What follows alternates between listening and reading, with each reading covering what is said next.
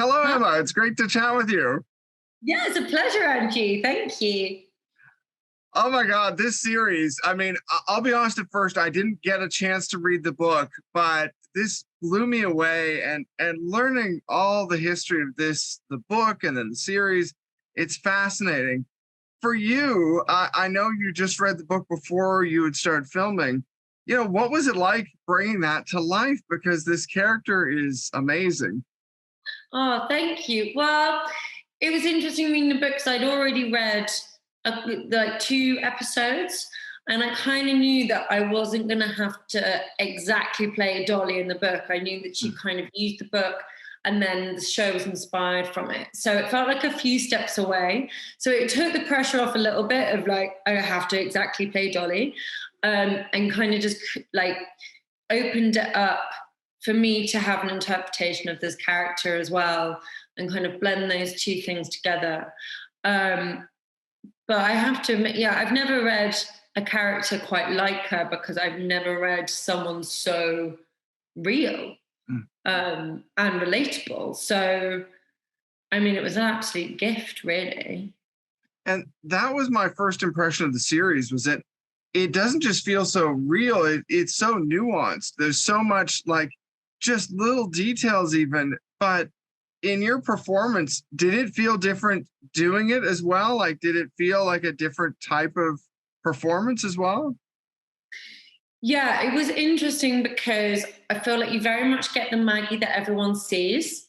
And she's got a very confident front. She, is warm and engaging and knows how to be around people. And I think she wants to make everyone feel good about themselves. And then you kind of see inside Maggie's head as well. I think the audience kind of gets to see her insecurities and where she's kind of slightly unraveling and is really happy for her best friend, but also doesn't know what that means for them. So they're kind of getting to see the two, the inner and the outer aspects of Maggie. And I've never really played something like that to that extent of those nuances and kind of having to think on both sides of it. But I think that's hopefully what makes her more relatable and nuanced and complex, like, just completely like a, fully rounded character. It's amazing. You did an incredible job, even just little moments when you're looking at Belle, Birdie, playing Birdie. I mean, there's just those little touches. It's fantastic. Did Yeah. you talk to Dolly about this version of the character, like how she envisioned any of this, or was this more just a conversation about how the story went?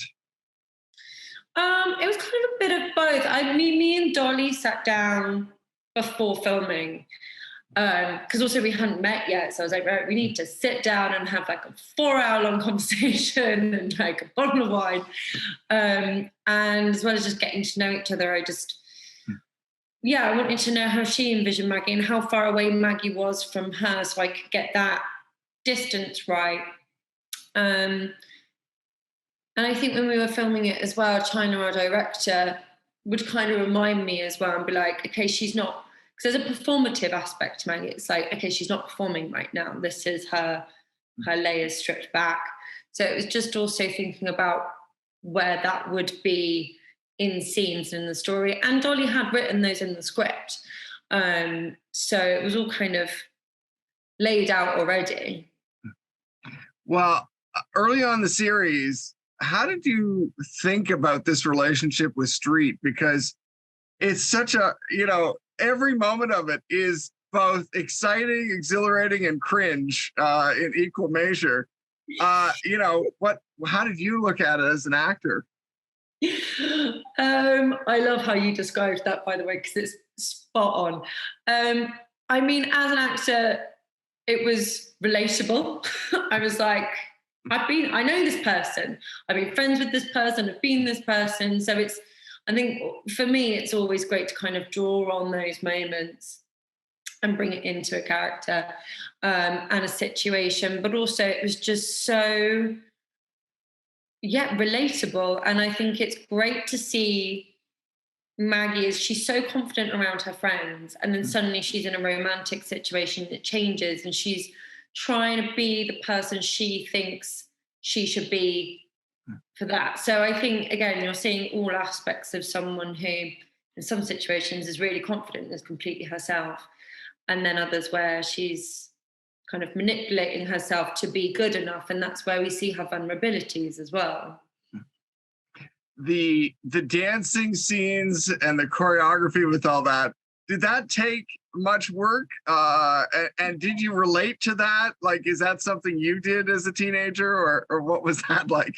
Oh, relate to it big time, like being teenager, in my 20s, and now. Yeah, I mean, I think dancing really brings, for some reason, like groups of girls, we just love to go out dancing. If we're getting ready to go out for a night out, we're dancing. So it is a really big thing. And so the first day we all met, me, Belle, Marley, and Ali, we got into a room together, and we had this choreographer, and he was like, okay, we're going to find out how your character would dance.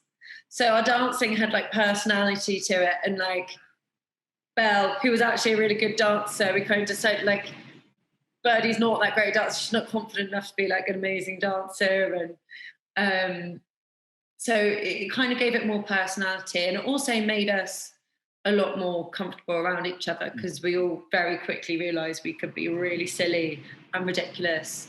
So it was a bonding experience, really. Well, that scene where they're choreographing a dance to one of the songs in episode, it's either 1 or 2, I can't remember which one. That scene too, for me, was just like, it's just so, it feels so real. Yeah, absolutely. And I think it makes it more real when she tells Street, we were learning a dance, and he's like, what for? And she's like, because he just doesn't get it. It's awesome. The whole thing. And I mean, the way that plays out throughout the season is so great. On top of all this, there's just a sense of this whole millennial kind of, I guess, history at this point. Like, did that hit for you that this is kind of like a moment in time that a lot of people now remember? I mean, it's only 10 years ago, but a lot of people remember quite fondly in different ways. Yeah, I mean, we were kind of joking that it's like a period piece now. And I honestly don't think I realised how iconic that time was, like 2012. There was very particular fashion, which was incredible to put that back on, and suddenly you're transported back to where you were wearing it for the first time, and what music you were listening to, and what was relevant, and the Olympics going on. So yeah, I've had quite a few of my friends being like, oh my God, I remember like the American Apparel, like disco pants, or like the Kate Moss Top Shop collabs, or certain hairstyles we were having. So it was really nice to kind of bring that all back for people. And at the same time, I mean, there's some great fashion from that era in the series, but at the same time, then you're also in a costume that's a stack of pancakes in the middle of the street. And what was the first one? A pig, I think, was the first one. Pig. What was that like to film? Because it must be a little awkward being like, I'm going to go step out in the street and I'm going to be in a pig costume. Honestly, I absolutely relish stuff like that because unfortunately in my everyday life, I don't get to wear a stack of pancakes and stand in the street. And it was just so much fun. And I think a lot of people in the streets of Manchester did think that we were just opening a new pancake house. So, because sometimes you get when you're filming, people are like, what are you doing? What's going on? So we were able to say, oh, we're just opening a new, would you like a leaflet? And they completely bought it. So actually one of the easiest days at work. That's amazing. Yeah. At the same time, was there a point in the show that really hit home for you? Was there something that was perhaps a bit more emotional in terms of, because there's some very emotional moments in the series? Yeah, there were a few actually. I think it's more the quiet moments when Maggie's on her own and she's kind of really questioning who she is and what she's doing and what kind of like her purpose is.